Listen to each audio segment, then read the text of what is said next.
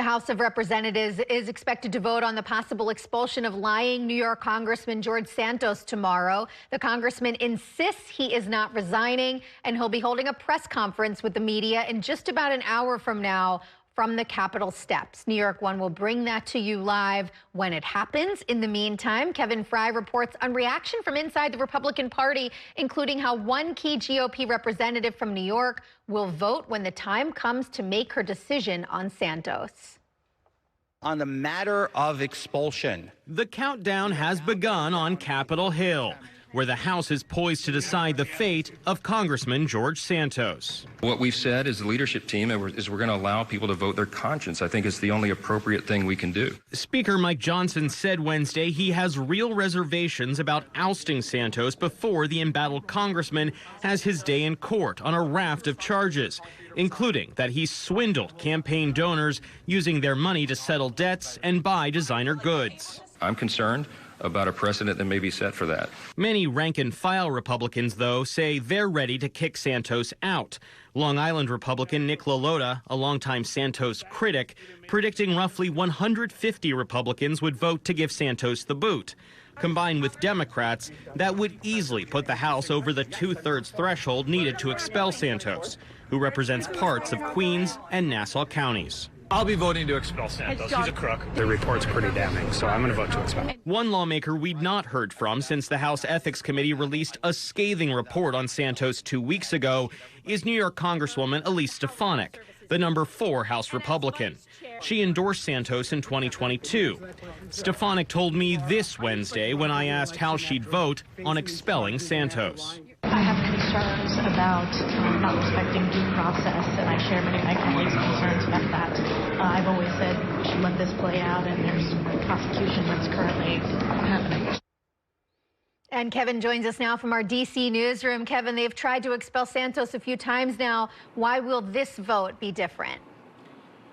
Right, so I mean, Jamie, at the end of the day, the big difference between what happened just a few weeks ago when they couldn't even get a majority of lawmakers to vote to expel him, and now when they're trying to hit that important two-thirds mark, is that House Ethics report, which of course found that he stole from his campaign, that he spent money on things like Botox, on OnlyFans and other things, at least that's what it all alleges. And this also, of course, comes on top of, yes, the ongoing DOJ probe into him as well with that 23-count indictment. But the big change is that ethics report. A lot of Republicans insisted publicly they were looking for something to put their hat on to say, look, he's had due process. Look, he's had an investigation that's been completed into him. And now they have that that they can point to. But they have continued to insulate him from consequences for so long now. Yeah, and look, a lot of the argument that you've heard, and this also applied to some Democrats during the last vote, was this question of due process. If you look at the other 5 folks that have ever been expelled from Congress, 3 of them fought for the Confederacy, so they were traitors, and that was how they got kicked out. And then the other 2, which happened in the last few decades, they were convicted or faced extensive charges. And so the concern you have seen expressed is that, well, he hasn't been charged quite yet.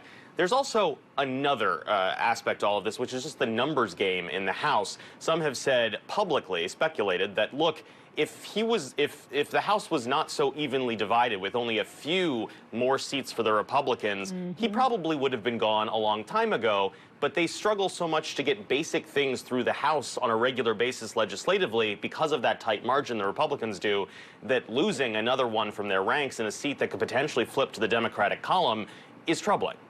And then we're expecting to hear from him at around 8 o'clock this morning. What do you think he's going to say?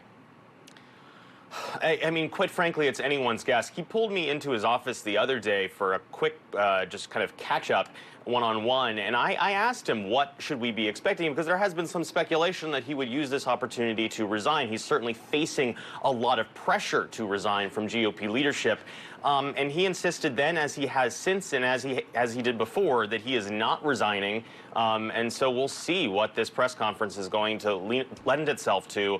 I've been curious if it might be more of a Festivus sort of activity where it's an airing of grievances, but we'll see. Festivus for the rest of us. Kevin, I know you've been busy. Thanks for making time for me this morning. No problem.